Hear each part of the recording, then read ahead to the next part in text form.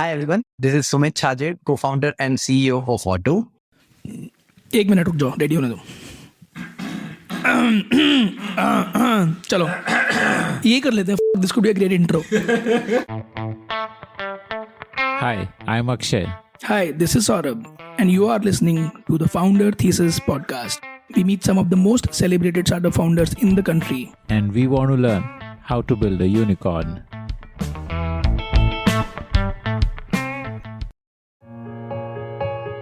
I still remember the first time I bought a Microsoft product.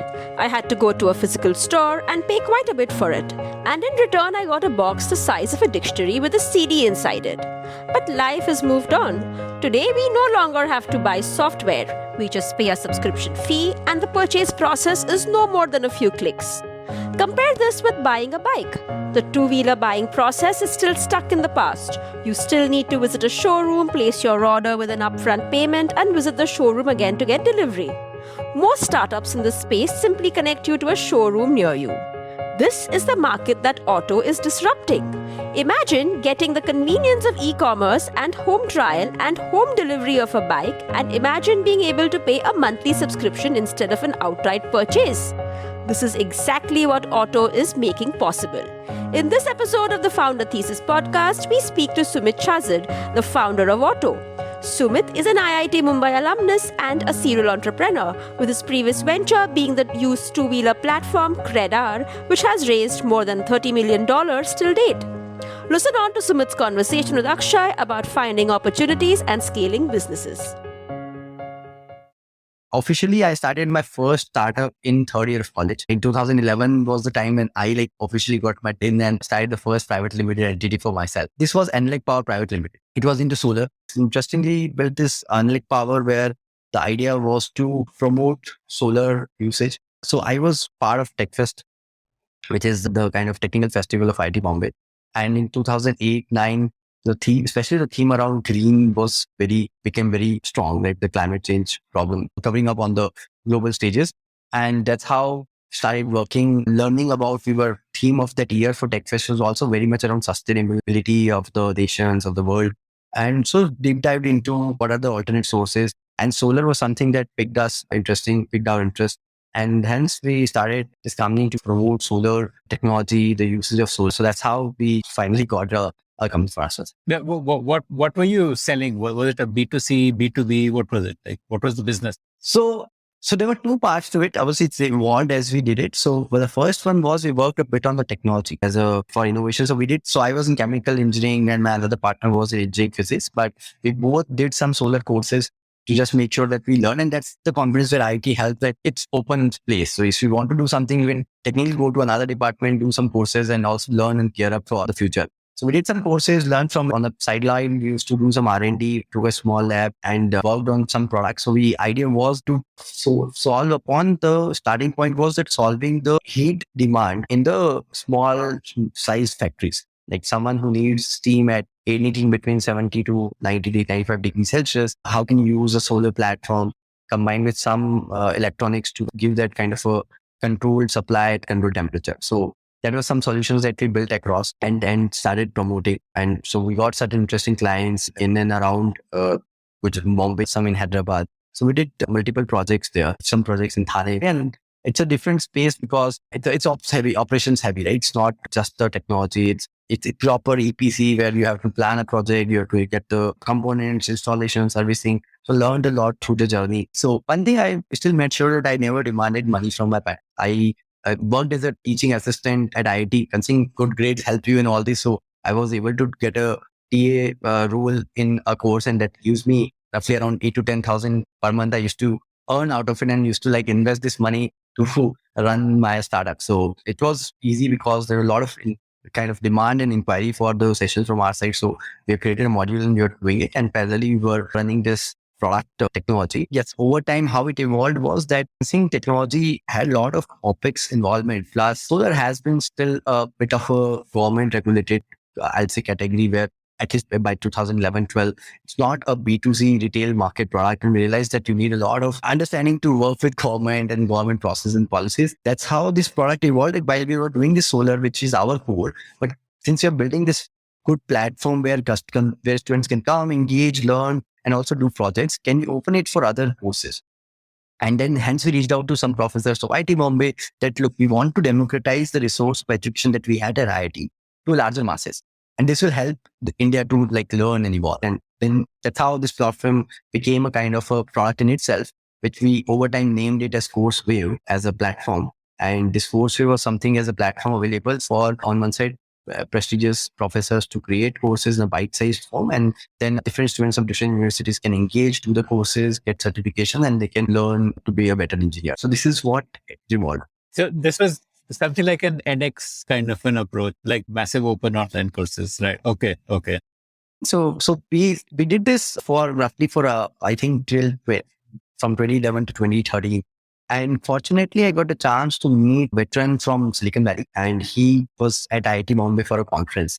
And when I met him, considering he was very active in that tech space, I met him to showcase what we are building. And when I showcased this product, they liked it. And they offered that, why don't we make it global? So they loved the whole kind of experience of the platform that we built and the vision we had. And they said, look, today with the growth of the Coursera's and edX of the world, universities also want to have their own platforms to bring masses towards the education. Like essentially they want to reduce dependency. And can we use this platform to be that channel for the universities, right? And that's like a Shopify approach, basically. Correct. Okay, got it. So that's what they offered to us. And I think just out of college, 6 months, and getting this opportunity and working with some people like the veterans who are sitting at Silicon Valley and have been the future builders of many technology, we took it call that at this stage, it makes sense to join hands and build this with them, because then we'll get a huge exposure and understanding. So we work with them. This product moved just from a IIT or a India centric to a global centric. And after this product very global, obviously we worked with them. We got excellent learnings because now we had one team in Mountain View, people like who have been leaders of engineering and technology and product at Visa, at different companies joined us. And we were running another team from 2025 odd in India who was focused on operations, content, technology building, etc. So worked with them for another 14 months. I scaled the product went global. What was the arrangement? Like you became... So our product got acquired by their company. Yeah. So they used to... Okay. They already had a company. They had a company, CourseMaster. So the CourseMaster acquired CourseWave and we became a... So they acquired the IP, the intellectual property. Correct. And as part of that deal, you stayed on... Yes. Building. And continued to build the product there. Okay. One question, like, did you get money from these acquisitions? These two, like the power, as renewable power one and the EdTech one. So we got definitely it's a cash and stock deal. So we got certain cash, we got certain stocks in the global company as well. So yeah. So as you had enough to put in the seed capital for your next venture. Correct. It's correct. So again, this time also what we started born out of our personal experience. Again, coming from a tier 2 city, tier 3 city like Udaipur, big fan of two-wheelers. So we said, yeah, India runs on two-wheeler, right? I have been seeing through my life that two-wheelers are the core, and we have so many two-wheelers on the street. And people, as many as people buy new, there are many people who are buying second. Like this needs to solve. Today's platforms, maybe because of different reasons, are focusing on the four-wheeler category, which is also huge, but it's not. From an impact point of view, it's not as huge as the two-wheeler categories. And that's what intrigued us to say that let's take this up and let's solve it. We need to build a fulfillment platform in a used two-wheeler category.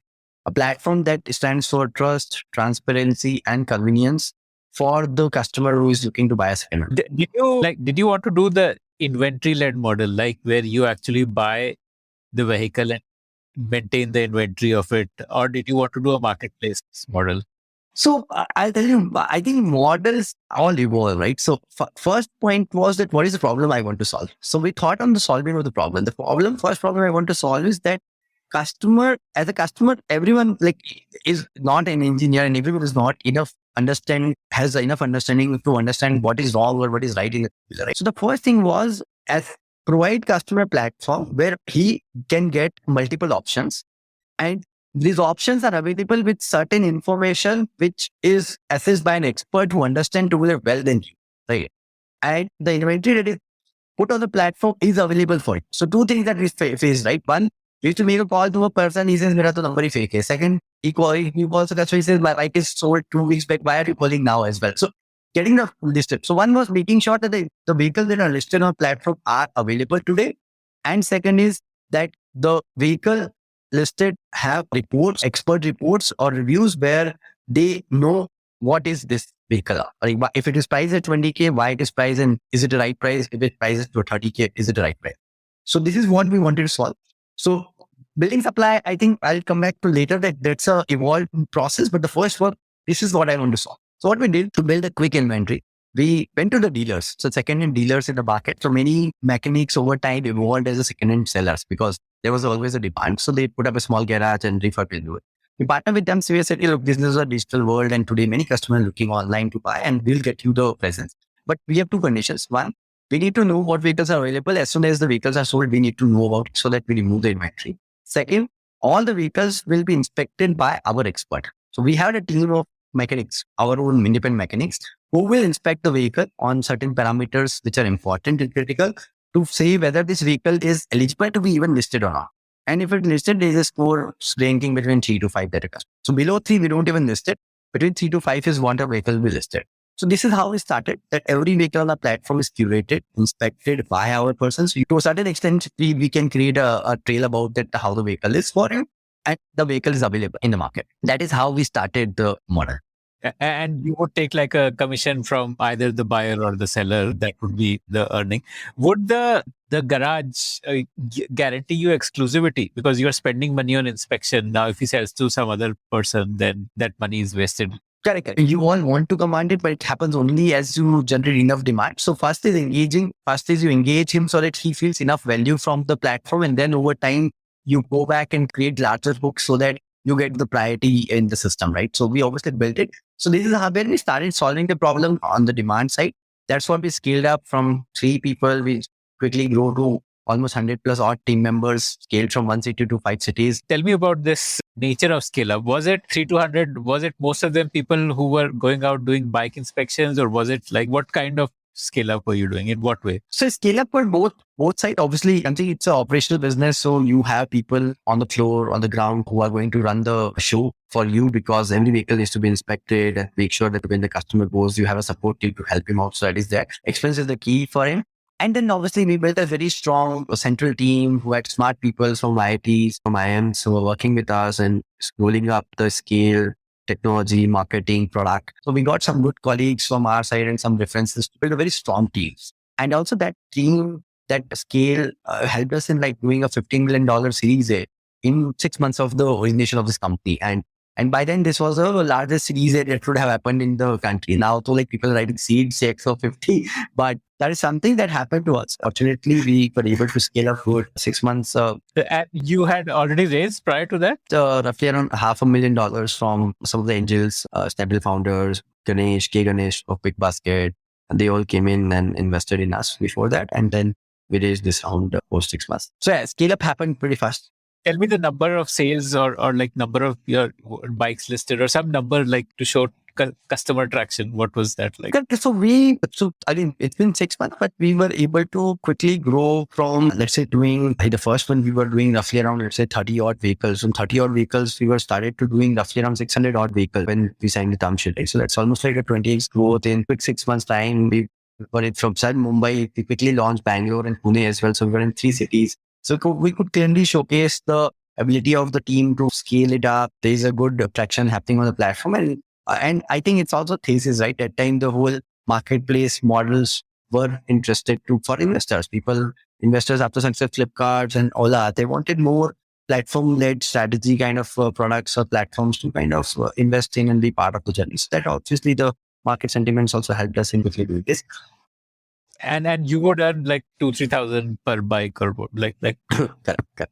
So scaling continued. We realized, today the supply is coming only from the dealer. So I limited that if my customer wants X and if my partner doesn't have it, then I don't have it. So then we went back to solve the supply problems for our dealers. That look how they get the supply, how they buy the vehicles in the market. And that's where we understood and we built the C2B side of it, where we understood that today in India, when a customer wants to buy a new vehicle, many of them, 30 to 40% has an old vehicle to exchange. So we built a platform where these old vehicles which people are coming for trading, basically leaving the old vehicle and buying a new one. We built a platform where these vehicles will be sourced through our platform to our suppliers only. So that the suppliers can build based on the demand projected, they can get the right vehicle in their region and then sell it, refurbish and sell it to the customer again. So we built a full stack model where we're helping these partners to acquire the right supply, refurbish it and sell it to our customer through a demand check. So that's what we built across. And further over time, as we got more data, more skill, we realized that the second dealers are pocketed, right? And it's an O2O model, right? Where customer wants to see a bike at least once. So he needs to go there. So we realized that, for example, there are a lot of second-hand dealers in, if you talk about Bangalore, there are in KR Puram, Shivaji Nagar, but customers who buy used two-wheelers are in Indranagar, Gormangala, right?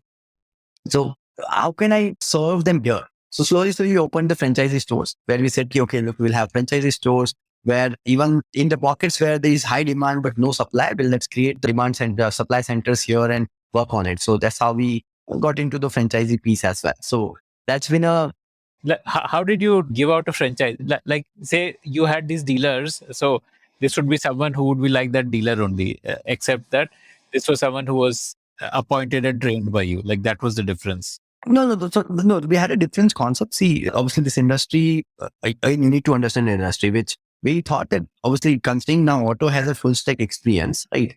Can we enable financial investor to get excited to invest in this business? So the idea was that you invest, we make sure that we train the team you need at the outlet. We provide you the enough technology platform, technology access so that you can get a certain assured return without much involvement of yours. So a bit more controlled experience to create because it's a very niche category. So you'll not get people to naturally understand this. An idea was to basically give people an option to make good financial return on this kind of option as well. So we built a very strong SOPs. We built a very interesting trading systems and technology processes so that anyone even doesn't know two-wheeler business can start his own CredR franchise. So that's how it evolved. So as a founder, I used to have. So it was like become an entrepreneur. That was the pitch.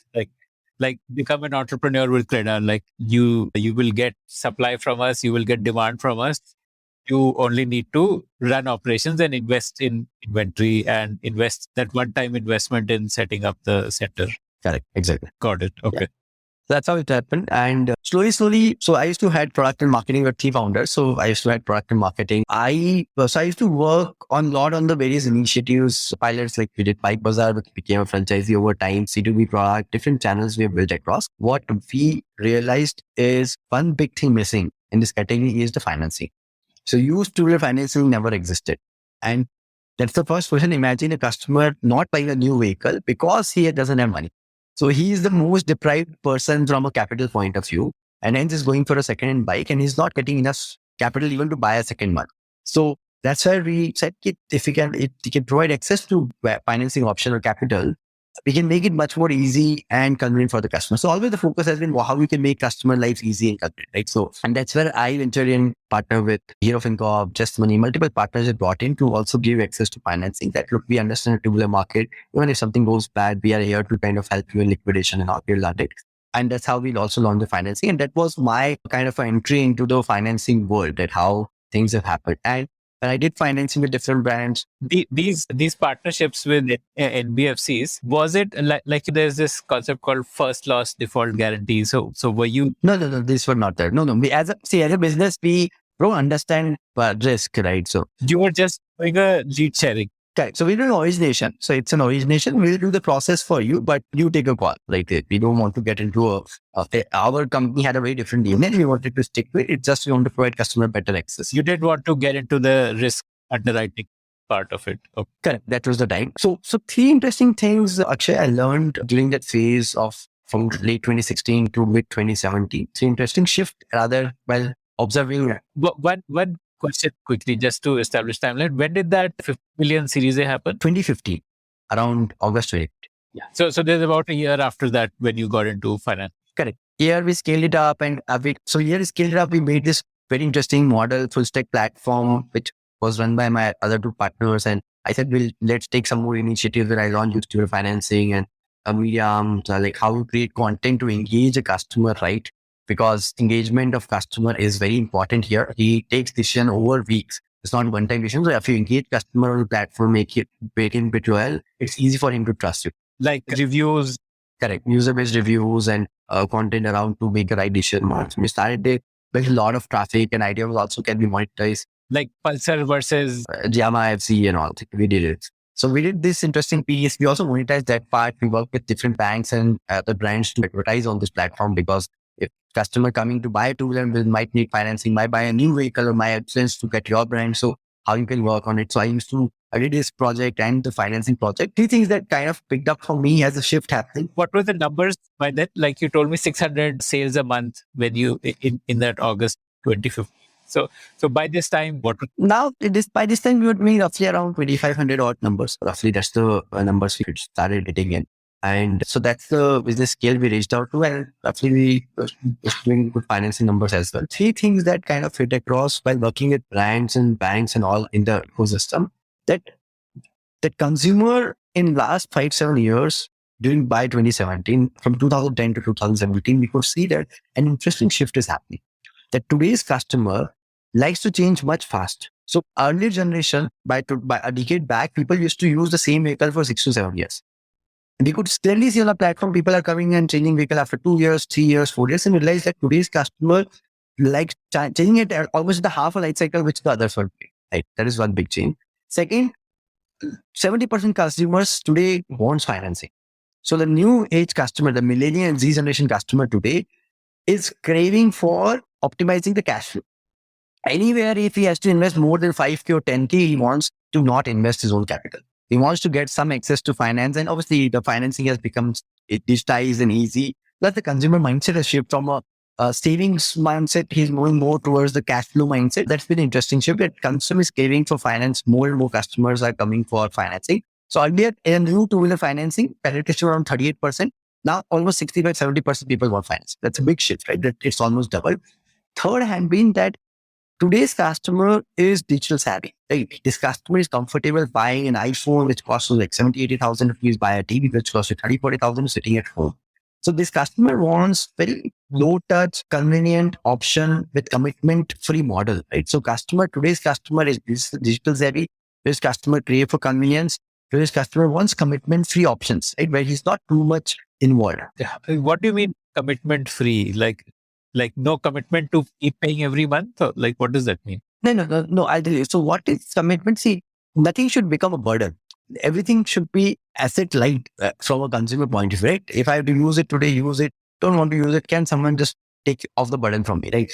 As a customer, people see that's why the models of Pass 24 or CredR all work, because people don't want to invest their time into it. Like people don't want to talk to 10 people and figure out who will get the best price. People want, you give me a price, take it. Half an hour, you bought the vehicle, it's fine. But I'll pay less, but I don't want to. So convenience is important, right? People, that's why buying for Flipkart, booking a cab, because the mindset is moving towards where I don't want to invest too much of my effort in something which is not my core likes. Right? It's a part of life. This is not how I'm making money or bringing money. That's been a big shift which was not there earlier, right? So that's where we see that anything which comes with a bit of a burden or commitment is not something that today's customer like.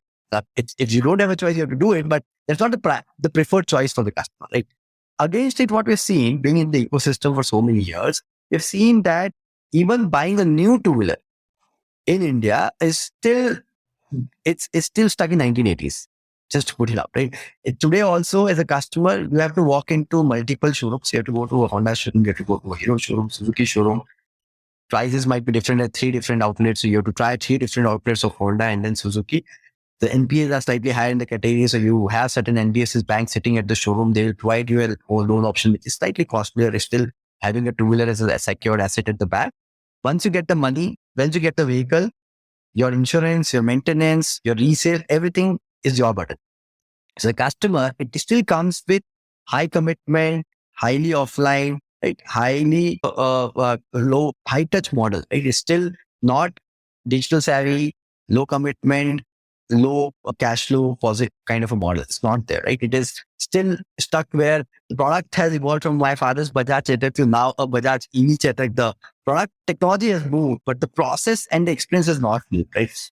And that's what we felt is a large ecosystem play, where what CredR was doing is an excellent thing to solve a problem at the large, I'll say the leg end, that, okay, someone has used the vehicle, now it wants to sell, how you help him in selling and get someone who wants to buy.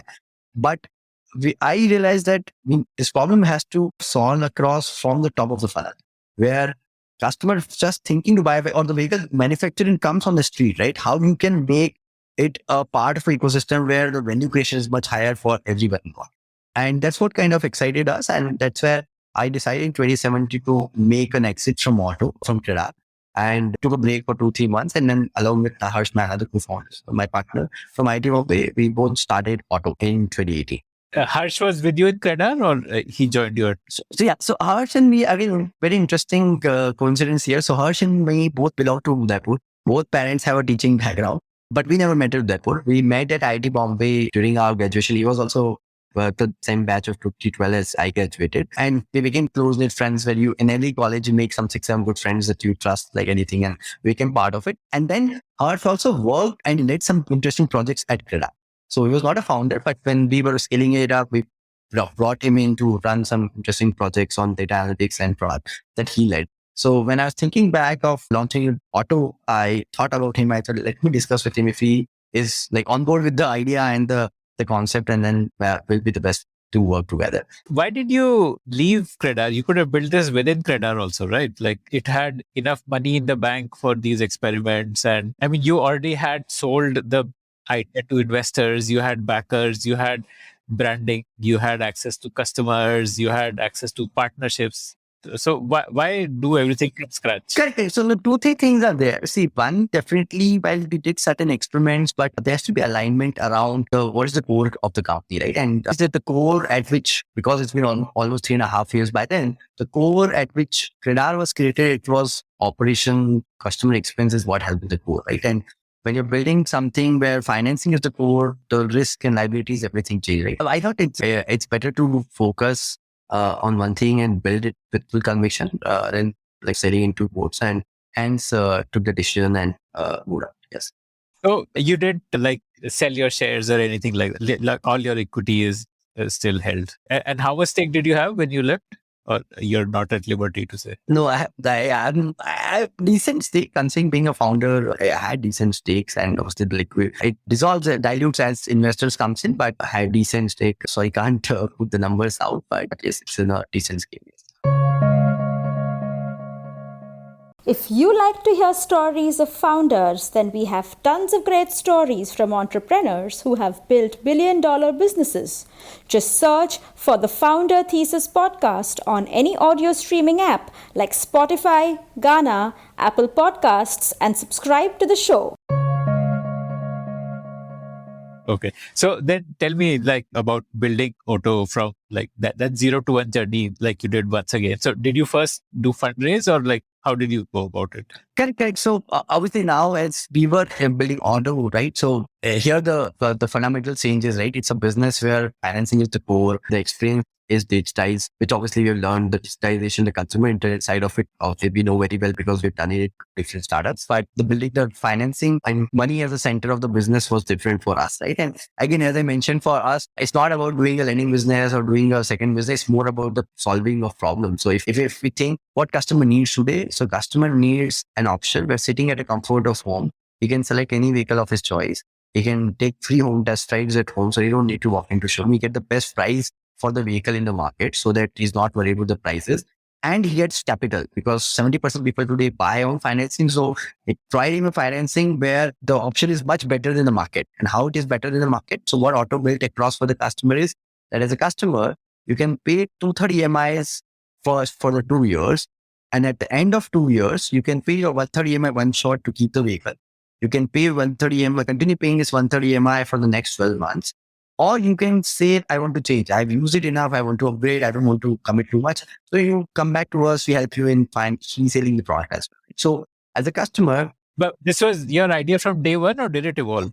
No, this was the idea. From day one, the idea was the customer should have an option to commit to a vehicle for a limited time frame. It could be 2 years, 3 years, 4 years. It's a customer's choice. But considering we understand this asset better because of our experience of CredR, we can underwrite this asset better. So we can put up a value and say, look, at least this vehicle will have a minimum value of X after 2 years or 3 years, right? And hence we give customer a liberty to not pay today. right? As a customer, you don't pay this money today. You use the vehicle for 2 years or 3 years, and then you decide. If you want to pay the vehicle, very happy, give the money and keep the vehicle. If you want to use the vehicle, but you don't have money one time, because again, this category is cash, you can pay in the EMI, or you can decide, no, I want to have now another vehicle.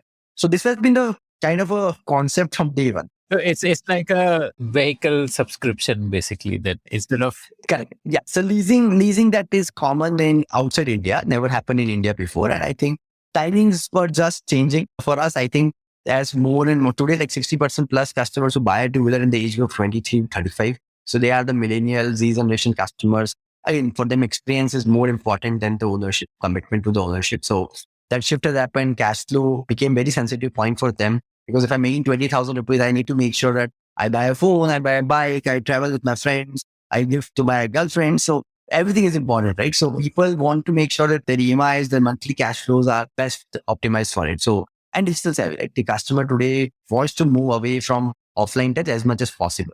So I think these were the great learnings that we had, and that's what we built upon. like as an example, then say a bike costs 60,000. So a customer could pay off 2 installments. So I'll tell you, take a real example. Let's take an example of Honda Activa, highest selling product in India. Basically, it costs you around 85, 90,000 rupees, right? So what happens is when you take a normal loan from any bank or NBFC for 2 years, bank will say, pay us 10,000 upfront, pay 4,000 rupees ka monthly EMI for next 24 years, 24 months, and that's your vehicle, right? What happens with Auto? Auto says, okay, pay upfront 10,000, which is same, but now you pay only 2,500 rupees for next 24 months. And at the end of 24 months, you can pay the remaining money one shot and keep the vehicle. You can keep paying 2,500 for next another 12 months and keep the vehicle. Or you can just give back the vehicle. No question asked, you give back the vehicle and we change and upgrade to another option. So as a customer, your EMIs, upfront EMIs have gone down from 4,000 to 2,500 rupees. As a customer, now you have a flexibility to not commit today. After 2 years, you can commit if you want to commit more. And as a customer, now you can do everything sitting at comfort of home, which never happened before, right? So you get the bike at the best price, you can do home test rides, and then get a financing, which is much more simple and affordable. So that's how this product has evolved. So this convenience of home element is only if a customer wants to buy on EMI. If I want to buy upfront full, then I will not get that. No, so obviously this was not there when we started. Obviously, as the time has evolved, we have also given that option to the customer, that there are two pieces to it. It's a commerce-enabled finance product now, where a customer even want to buy a bike, and so he can comfortably do it through Auto platform because he's getting the best option, best price, and comfort. And even if he wants financing, then he gets it. So it's a coupled product. Since 77 out of 10 are going to apply, so obviously financing is definitely a bigger piece here. But now we have opened this service. Was not there just 2 months back. We opened the service that even customer who is just looking to buy can use the platform to get the vehicle in a most convenient way. But like in the early days, wouldn't there have been misuse of people getting the free test drives and then going to a dealer and buying? Like, did you see that happening? Yeah, they'll definitely see. Indian consumers are always smart, so they are always way ahead of you in all the cases. So definitely, you need to build the right hooks, right, for the customer. And there still will be some level of leakage, right? What becomes important that you need to learn and keep improving, right? What will not make customer to do that, right? So, for example, if you say resale, we match the lowest price. Even if you're getting the best price from the dealer, you come back with your better price from them. So that even if he goes to the field, he will come back and at least check out, yeah, can I get better here, right? So that's a hook for it. Financing is the key. We make sure the customer does the booking, put some 500,000 rupees with Auto, and then he goes to the outlet so that he is already committed to Auto in the business, right? So that's a second thing to take care of. So, and build a good experience. See, what we have seen also, it's a shift, right? Obviously, I think 80% people are moved ahead of it. They are not very much hesitant. Like they are hesitant to put much more effort to go to fill, and COVID accelerated, right? Frankly, after COVID, people don't want to travel too much shopping on the floor, go to 3-4 outlets. They might do the final check, right? So they will book it and say, okay, on the side, because India, where buying a vehicle or a home is It's a high involvement. high involved in an auspicious thing, right? So it's a social booster. So they want to go on a certain time and take a delivery that we respect, right? That you go on your preferred choice time and preferred date and do the puja and what you want. It's all your call. But before that, everything is closed for him. So you don't have a second thought to kind of try something different. So, and good thing is, see, what we built it is still exclusive, right? No one has it. After even 3.5 years, we can boast about it that the kind of concept that we built, the product that we brought in, the auto super EMI plan that we call, no one has it. Still, no one has it. So even if you like it, right? If you are a young customer, imagine who is my customer, right? Someone who's in the age group of 23 to 25, making 14, 16,000 rupees a month, already has some personal loans, some financial liabilities because of the family background. And then he sees, okay, my EMI can be reduced by 1,500 rupees. I can rather use this money somewhere else. So he gets that hook, right? My EMIs are lower. No one else is giving this product. Why would I go to someone else? Same, imagine a customer just joined TCS, stays in Rajasthan, moved to Bangalore, new to language, new to city, don't even know how long he'll be there. And he gets a customer option that buy from Auto, sitting at home, very convenient, this language, get everything. Auto will manage your insurance, resell everything. If after 2 years you want to move out to Hyderabad, Pune, you buy the vehicle and move away, right? Progressive customer, commitment-free model, no hassles offline, local language problems, nothing you have to handle. Like everything will be managed by Auto. So it becomes a very interesting choice for this customer, right? So our digital platform, flexibility to upgrade or shift after some time, and lower EMI. I think the best hooks that this industry can get right now. Okay, there are two aspects of it that I'm going to ask you about. I want to understand how the backend is stitched together, and I want to understand what is the customer acquisition strategy. So let's start with the backend first. So how do you provide the test drive at home? And do you have tie-ups with dealerships and then you map them with the customer location, or how do you do that?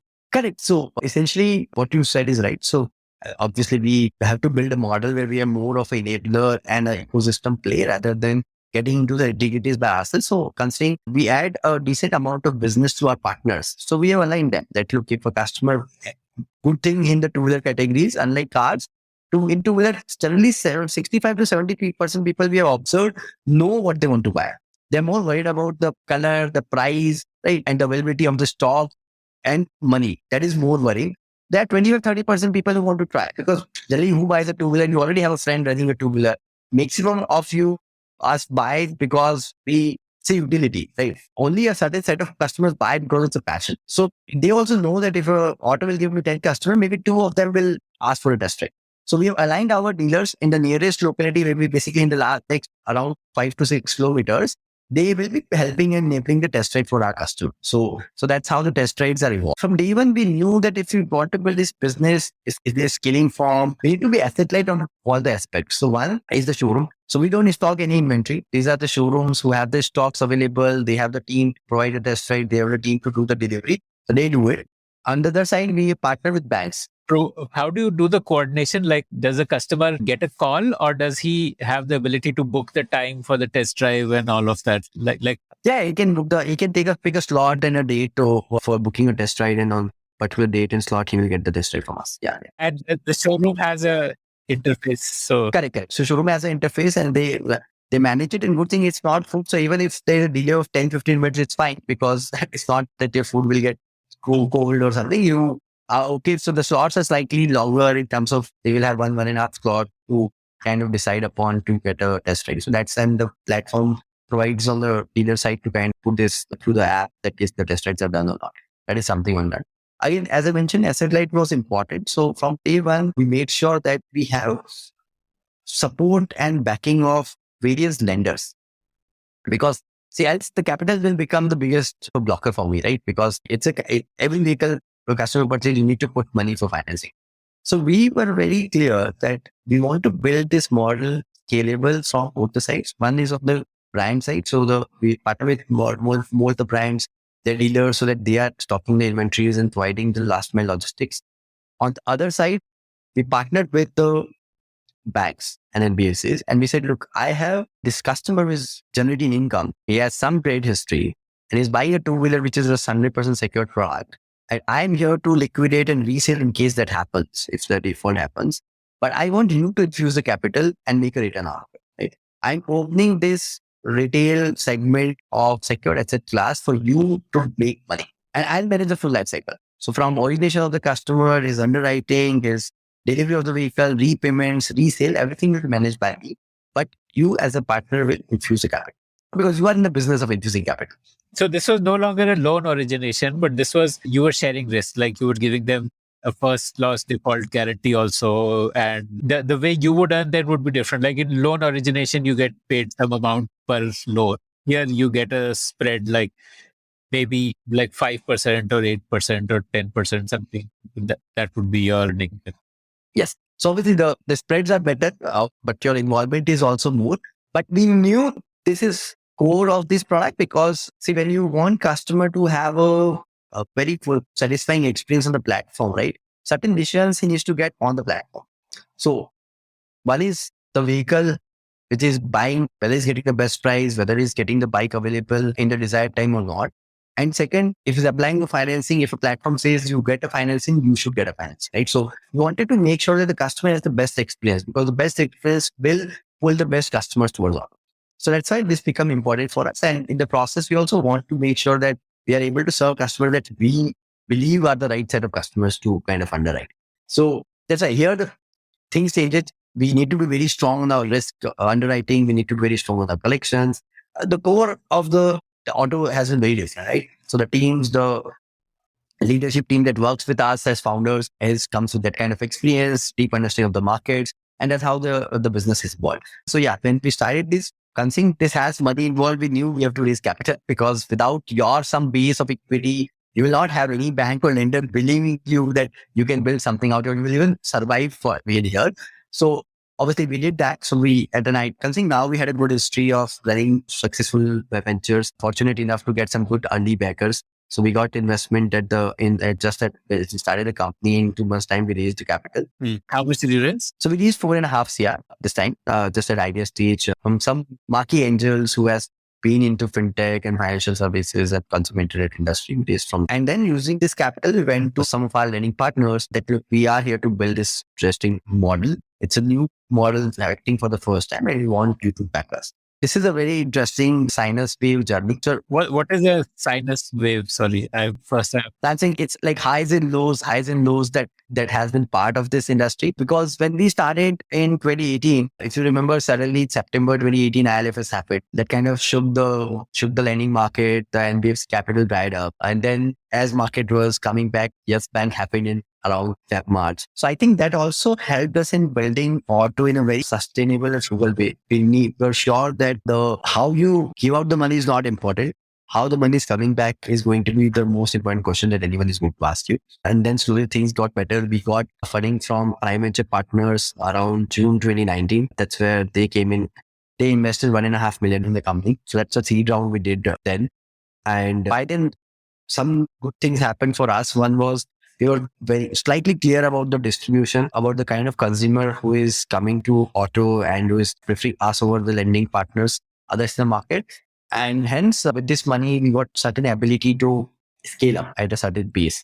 And lending has always been a vintage business. So as we also got some 10, 12 months of history, that also built confidence in other partners to start looking at autos. So fortunately, with that vintage and with some more capital with us, we were able to get some new interesting partners to believe in us and come back and support us. So that happened. We scaled from roughly doing 20 vehicles a month to 100 vehicles a month.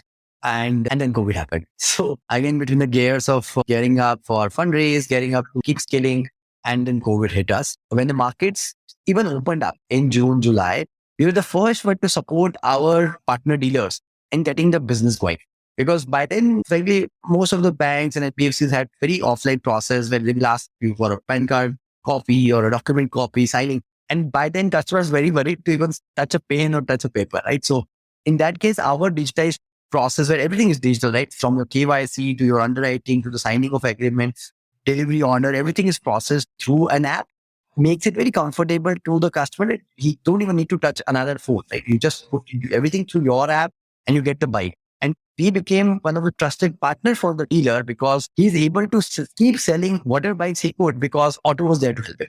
So these things actually helped us very strong comeback because our relationship and connect to the partner became better. Suddenly COVID pushed industry towards digital transformation. So customer also thought, but should I even go to showroom? Do I need to do that? Can I do sitting at home? So that accelerated the digital adoption of our platform, commerce platform. And third, our performance just after COVID, the next 3 to 6 months performance got every lender in the country to be interested to work with us. So supply of capital, which was toughest thing for us to crack before COVID, fortunately, because of COVID, we came out as an outlier. Like, well, all the fintechs got a hit and we also got a hit, but the level of hit that we got showed the difference in way of sourcing the customer and underwriting it is able to keep the books healthy. And that's what excited every bank that retail secured asset class is the way to do, we should do. And there is someone who is building it in a very interesting way. Digital transformation is the future. We need to partner. And suddenly my whole capital supply problem, which is the biggest bottleneck for my business growth, became the least concern for me from there on. And that's how from September, October 2020, we started scaling the business again, reached back to our pre-COVID numbers in October, in Diwali time. And then it's been an interesting journey. Pre-COVID number was 200 a month. Yes. So that's what we hit back in September, October. And then we've been scaling like from 200 to March 2021, we scaled to from 200 to 600 numbers a month.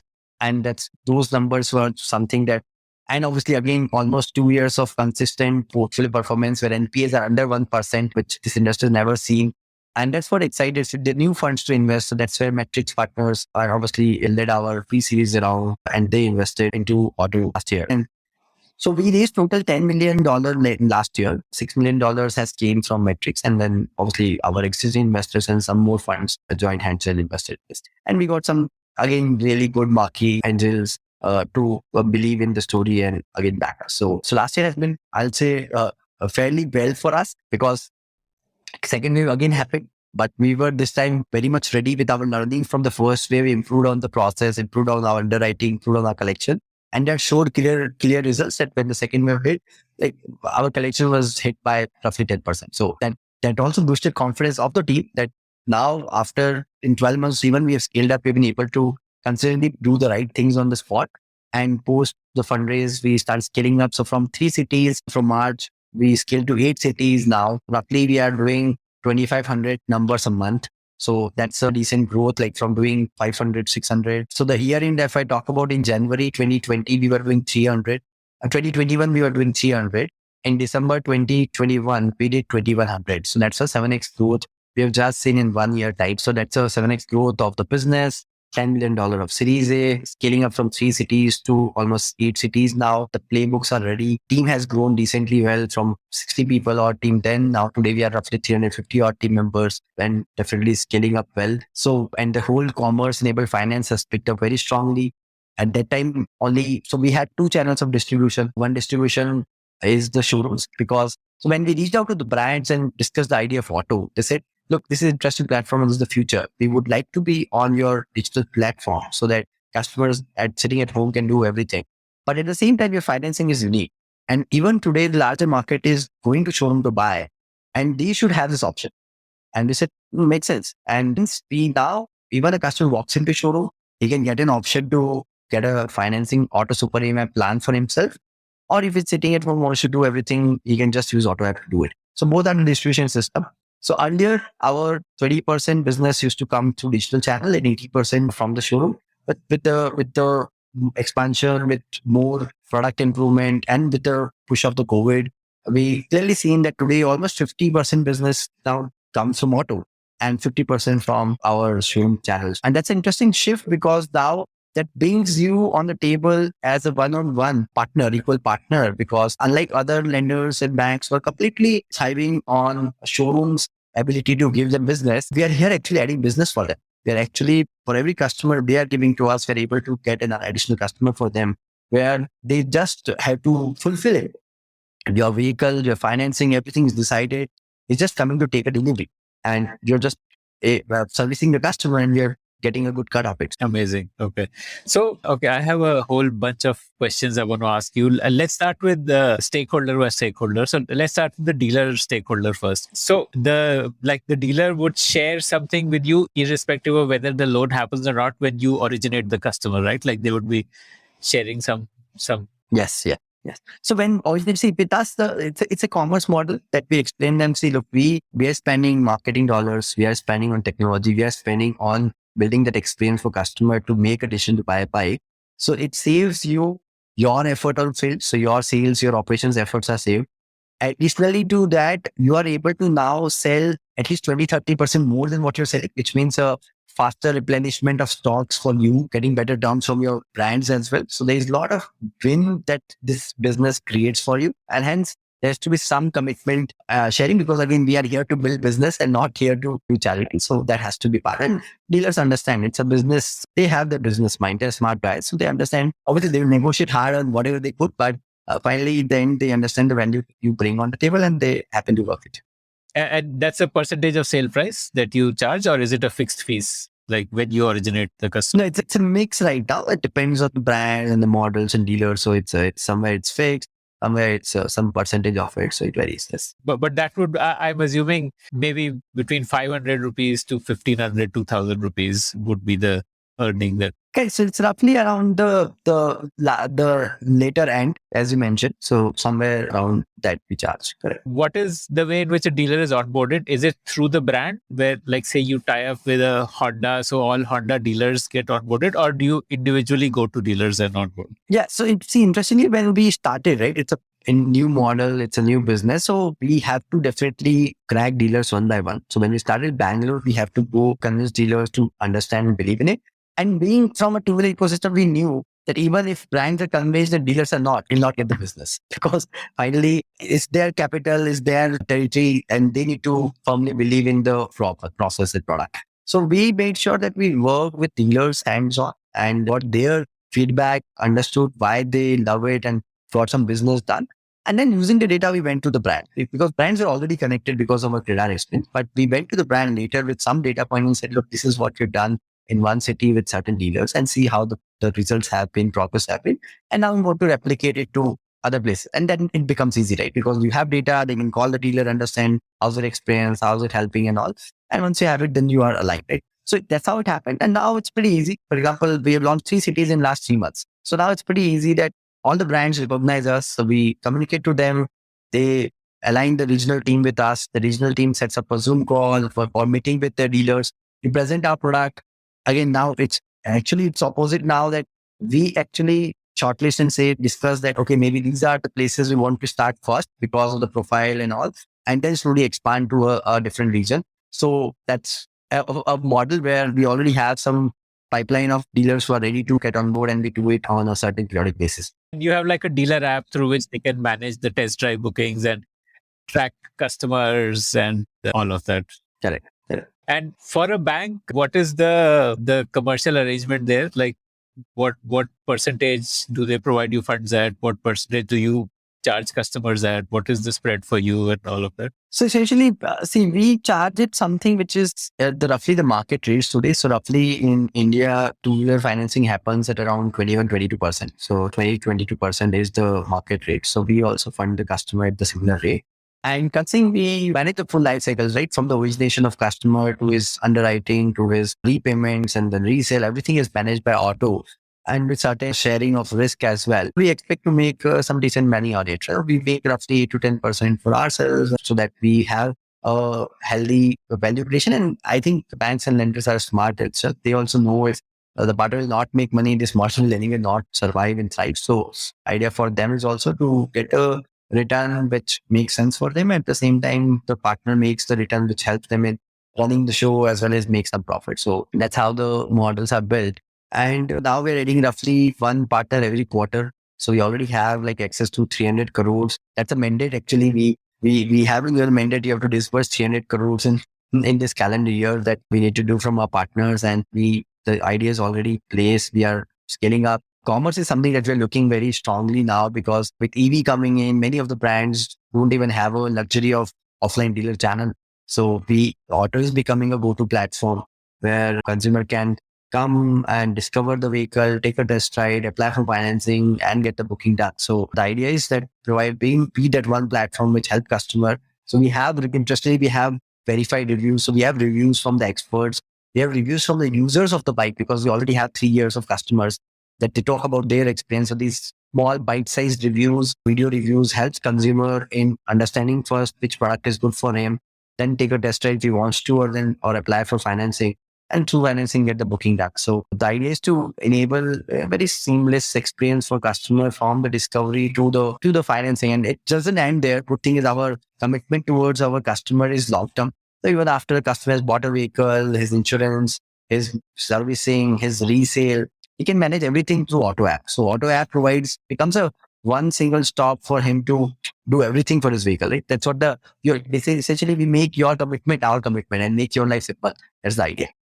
Okay. So does the bank also do like a approve reject, or that whole process is managed by you and bank just gives you a line of credit in a way, like they will say, okay, you have 50 crore available. Yeah. So actually how it happens, obviously we have, so it's an infrastructure that we have built at the back end where any lender, any NBFC wants to plug in and let's say allocate a certain capital, they can do it. And at the same time, they can also create a credit engine which synchronizes with our engine. So we have the credit engines which is synchronized with our partners engine. So when we approve, we know for sure that which partners are going to reject or which partner are going to accept it. And that helps us in making so to answer you, they don't get involved in a day-to-day every case basis because that's what we do, but our engines are aligned with theirs so that any hard triggers of rejections are mandatorily verified and understood before we do it. Right? And then we have multiple partners to do that. What has also happened now is that I think two-wheeler is an interesting space. Many wants to enter who don't even understand it, and they now go with the experience of auto in the last three years that maybe the great rules that you have built and your assessment is right, and we would be okay with using the same because you are more experienced than us. Right? The many NBFCs don't understand this category well. So in that case, they just adopt to our engines and start working with us. In some cases, they have their own experiences and they have their own engines, and we synchronize and make sure that it's a seamless process. So for a customer, approval through auto is an approval. He doesn't need to worry about the financing part. Right. So has this allowed you to move below the prime now? Like, because maybe there would be some lenders who would be comfortable with more risk. Correct, but we are not, right? So if we are not, then we won't do it. But yes, having said it, definitely it's a learning and yes, we need to be realistic to the market as well. There are customers who seek option of auto, and if we are not able to serve them, it's also somewhere a failure for us. So we want to serve as many as possible. It's a learning. We have a separate risk advisory panel, which has some senior veterans who have like headed risk, been the risk department heads for bigger companies, CEOs for banks. So they oversee every quarter. We take some experiments to pilot on certain categories, certain criteria, revisit the performance of those portfolio. And if it looks good, we keep evolving our credit engine. So idea is definitely with time, with obviously permutations of data, and is to keep opening the gates for more and more customer to become part of it. How do you do collections? Like digital collections? Yeah. So obviously, something still the customer that we want to get is a digital savvy customer. As I mentioned, he is a digital savvy, which means he has net banking, he has UPI, he has some access. So our customers, 100% customers activate the NASH, instant NASH. So before the delivery, the NASH are activated. So auto debits are in place and the auto debits happen.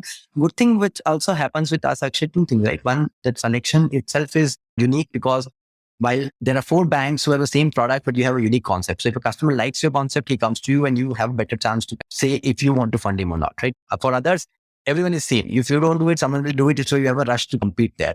So we get a good customer profile. Second is that the customer which come to auto, right? Even he's not able to pay. For practical purposes, what has happened in India is that the two-wheeler category, while it's an asset at the back, banks and NBFCs don't treat it as a secured asset class. That's why the rates are almost like personal loans. The tenures are also like personal loan because banks don't want to get into this headache, right? But the product of auto is built by default with a virtue that you have an option to come back and give the vehicle.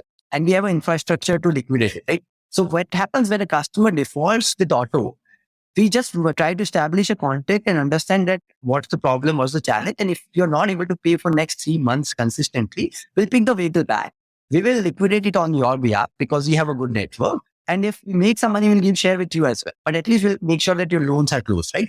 So that connect and comfort that you build for the customer helps you and the customer as well. See, in India, we've seen that maybe 80 to 85% people are genuine, right? So see, someone who is at the age of 23, just started a job of 18, he's optimistic that his life will get better. And suddenly someone in his family gets some medical emergency or he might lose a job because of some macro situation. He's not aware. He's not even thought about it. So he's a genuine customer, went through some impact which changed his ability to pay, but he's genuine. He's not in a mindset or intention to default. So in this case, you are able to build a connect, give him comfort, get the vehicle, liquidate it, pay the money, close it. So that's another big reason why we've been able to keep our collection really good. And your liquidation is through CredR, I'm assuming, like. No, that's one of the channels. So the considering we have a limited scale, we are working with some small dealers. Obviously, with time as we scale up, that our partnership with them also will thrive. Today, we have roughly because the entries are low, we don't have enough supply even to give back to the market. So we work with some limited local dealers who are able to kind of absorb it today from our side and do it. But again, that's also bidding system. We have 3-4 the partner bids on the vehicle. The one who gets the highest price gets the vehicle, and for us. Got it. Okay.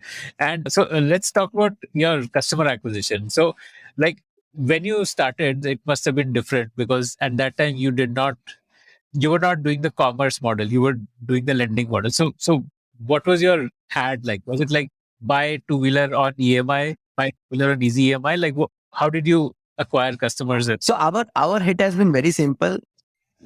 Get your bike at 30% lower EMI. And that's a big enough pool, right? If you see a advertise where you say that your EMI, so it's a lower EMI. Again, we very clarify that it's not less, it's a lower EMI, right? So you pay 30% lower EMI for the first 2 years and then you decide, right? So see, if you are looking to buy something and you see that 30% low ho sakta hai, so you will at least come and try. So that's a clear pull for us. And I'll tell you some interesting data point. This is a data by Google India report. 92% people who buy a two-wheeler in India, whatever data they surveyed, I started their journey online, right? Where they started either with some basic inquiries, the nearest dealer, best price, best financing option, loan rates, documents for loan. They start the journey online, and 90% of them yet buy offline because there is no option, right? But this is what we also understood over time, as you asked, right? So earlier we used to generate business for a financing code, right? Okay, I want to disburse finance to the customers looking to buy a bike in an auto super EMI plan. That's how we started. Over time, our data showed that 73% people who came to auto platform and applied for financing booked a vehicle online. They didn't even care to go to showroom. And that's where we built upon it. If we can build a more engaging commerce play to it, where customer is able to discover bikes, take a test ride and do it, it will become much more interesting, right? For customer. And you understood customer wants 3 things. He wants the best price for the vehicle. He wants to try sometimes a vehicle. He wants the availability of stock of my color in the delivered time, right? In whatever due time you assure it that you should happen. Like transparent information. These 3 things he wants, right? If you provide this, and if you want financing, then financing is obviously you already have as a core. But if apart from finance, these are the 3 things he needs. If you are able to provide this to platform, there is no reason for customer to go to a shop. Before booking for delivery, yes, he still goes because that's an auspicious thing. People like to do that by themselves, but at least he doesn't need to go to showroom before he make a mind of what vehicle he wants to buy. So that's a kind of a evolution that has happened. So simple, our ads has really interesting CTRs because it's a very clear, relevant, helpful information for him to absorb and come to us. And that's what it started with us. By CTR, you mean click-through rate? Yes, click-through rates, yes. And what is a good CTR just for people who don't know? Like, so, see, I say every industry has a different CTRs, right? In our industry, anything between 0.8 to 1 has been good. And we have been able to keep it to 1.3 to 1.8. So that was the kind of 1.8%. Correct, CTR. So that's a very good CTR rates for this category. Do you still advertise that lower EMI? Is that still the pitch, or is it because now it's commerce also? No? See, so obviously, so now we have multiple pieces. One is like get a test ride, free test ride at home to try a vehicle, right? Get a bike at the lowest price on the platform, get financing, right? So you have like pay 2/3 EMI and then pay 1/3 later. So we keep doing different mixes for customer to absorb and come to auto. But yes, now, as I said, funnel has definitely gone wider where customer can enter at different points, right? If you are looking for verified content to decide or filter your vehicle choice, you can enter auto. If you have decided 2-3 vehicle, but you want to do some home test ride before you want to go further in the process, you can book at auto. If you have decided the vehicle and you want to get financing, you can come and start the process, right? So now customer can inject into the auto ecosystem at different points in the journey. And so you said that you charge something to make sure that you are weeding out frivolous customers. What is that like? So essentially what we do is so when a customer comes and completes the journey, right? Once the journey is completed, you got the approval, we make sure that we get at least, getting money from the Indian consumer is the final benchmark or a milestone of your success on the transaction, right? So make sure that when the consumer goes through auto channel, I make sure that we at least get 499 or 999 from the customer on the platform itself, so that now he is completely serious about his decision to buy. So we just do first like 1,000 rupees. Getting a customer intent in India, even if you get 99 out of him, he is eager, right? That's the way it is. So we just make sure that he pays that initial booking. So we basically, that is a trigger that's a basis this amount, assign or align a showroom at your place and align the delivery of the vehicle. So you need to make this payment. And that's what triggers or shows the intent of the customer to buy. Yeah, no, that's like a refund adjustable booking amount, something like that. Yes. It gets adjusted against that. Okay, got it. Okay.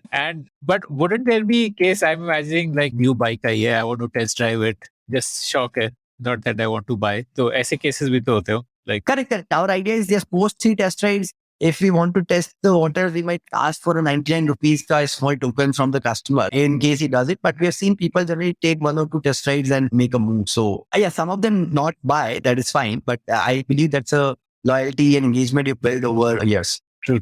So, and you said that you are with the customer through that entire life cycle with other services. So what, like, do you have buy an insurance policy and like, so how are all of those other things done then? Like you have a collaboration with, are you an agent yourself or you have collaboration with some insurtech company? No, we have collaboration with the partner right now. Because with scale, definitely we'll take the necessary routes. But right now we work with Like a corporate broker or something like that. Correct. So over time we'll do it. But right now, the good thing is considering the customer is from day one with Auto, we are collecting monthly EMIs from him. So we know when the insurance is going to expire. So we can immediately get him into the insurance. Plus our insurance, he can pay over EMI. So you don't even need to shell out this cost one time. You can just increase the EMI by 50 rupees or 100 rupees and his insurance gets covered. So it's very simple and easy for him. So insurance renewals. We also partnered for pick and drop service feature where customer needs regular maintenance. So vehicle can be picked from his home, serviced at the garage and again dropped at his home or at office, wherever you are. Makes your servicing also easy, right? So idea is again, provide customer, as I mentioned, right, the mantra is simple, 10x simple way to buy, finance and own a two-wheeler. Hey, what is your current split between organic and like acquired traffic or leads? So organic is around 30-35% for us and remaining is acquired. Got it. Okay. So, and for servicing, you would have like again tie-ups with these same dealers only would be doing servicing. So that Dealers are there, both our dealers are there, then now there are aggregators as well who also provide the service. So both of them are there on the platform. So like help me understand from a scale perspective, like you're doing 2,500 bikes a month. What does that mean? Like how much would another two-wheeler financing company be doing there? Like just that perspective. No. So yeah. So frankly, we are just scratching the surface, right? So it's a huge market in India. Roughly 20 million new two-wheelers are sold, right? It's a $20 billion market industry. 50% are finance, which is like a $10 billion industry, right? In $10 billion, doing even doing 25 million a year is nothing. It's scratching the surface right now, right? So we are definitely small. Obviously, good thing is in the cities where we exist, we have a good share. With the partners we operate, we have share anything between 18% to 30% is our financing share. So that's a validation for us that work with partners, limited but build intensity of business so that they feel value coming from us. And also this validates that there is enough demand for our option in the market, right? When there are 5-6 players, yet you are able to command 1/3 of the market share or 1/4 of the share. It means you have something interesting for the consumer as well as for the partner. Got it. Okay.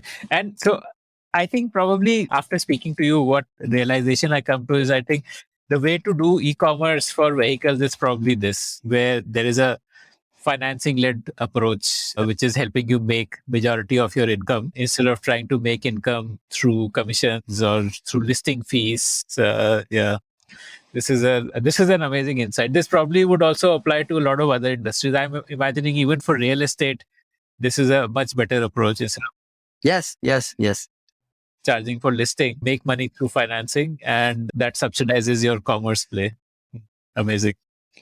Okay. So why did you choose Auto? I mean, it's such a confusing name. Whenever I see it, I want to say Auto, but then because you said Auto so many times, so now I'll maybe next 5 times I say it, I'll get used to calling it Auto. But So I tell you, again, name has always been interesting for me. I like it. It has to stand for something. It has to be somewhere part of the philosophy. So Auto has come out of ownership together.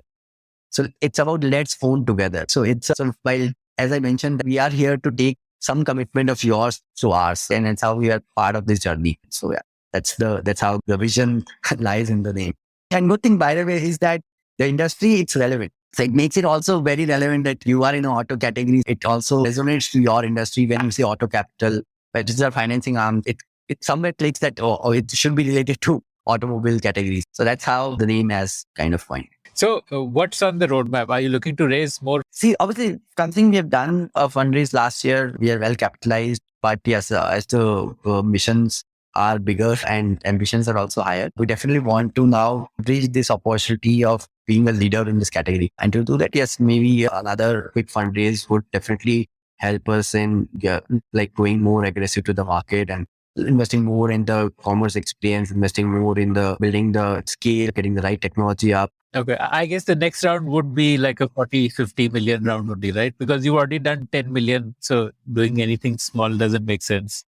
No, I think so. I'll tell you another thing. It's a learning as an entrepreneur a few times. And now I actually prefer raising in a small splits way, because as founder, you're always in the pressure to deliver, right? So raising optimal as needed by the company based on your realistic projections, realistic need, one should raise, because that keeps you away from the huge pressure of delivering. So getting into the game of valuations, getting into the game of fundraise is always exciting as a founder, because you have the highest stake here, but it sometimes gets you in too much of pressure of delivering, and you might miss on some of the cores of business which are needed for sustainability. And are any acquisitions on the card? I mean, for example, acquiring a site which does content could be a good play for you to do, like content focused businesses.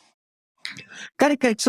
So far, definitely we have not thought about it, but yes, maybe post another fundraise, we might start looking at some growth hacks, obviously, in which some, as you mentioned, as you're enabling the commerce side of it, maybe an idea to acquire someone who has already created the good lever on the content, and if you can leverage it to build more traffic for you, it could be on the cards. Maybe a financing entity which already has built a good books, and might look as a good acquisition for us to strengthen our lending side of it, could be on the cards. Something which could be done on the ownership side with the EV coming in, charging infrastructure, charging stations could be another side to look at it. So as of now, we don't have anything. Right now, the focus is to just focus on this complete commerce enabled finance piece and be the leader. And yes, with the next fundraise, we might open some strategic kind of module, incubate some startups or pick some good startups in this category, because anyway, we want to be in the ecosystem game. So that might help us. But right now, nothing on the cards. Got it. Okay. And what is your roadmap for four-wheeler? Like you would, I mean, I'm guessing if you're building a platform, it makes no sense to restrict it to only two-wheelers, right? Very fair. So I'll say idea is, at least for next 18 months, just focus and create a leadership here and build the best product experience. Like that, yes, we want to explore other categories, because just to share interesting insight, many times the one who buys a two-wheeler, 10 to 15% people buy a four-wheeler as the next vehicle. So there might be naturally, if I have 500,000 users, there'll be naturally 100,000 users who might be looking to buy a car now. And again, if they've already got a best experience of ownership through auto, why should they go back to old school approach of ownership, right? It might make complete sense to be with us. If you like the Founder Thesis podcast, then do check out our other shows on subjects like marketing, technology, career advice, books, and drama. Visit thepodium.in, that is thepodium.in, for a complete list of all our shows.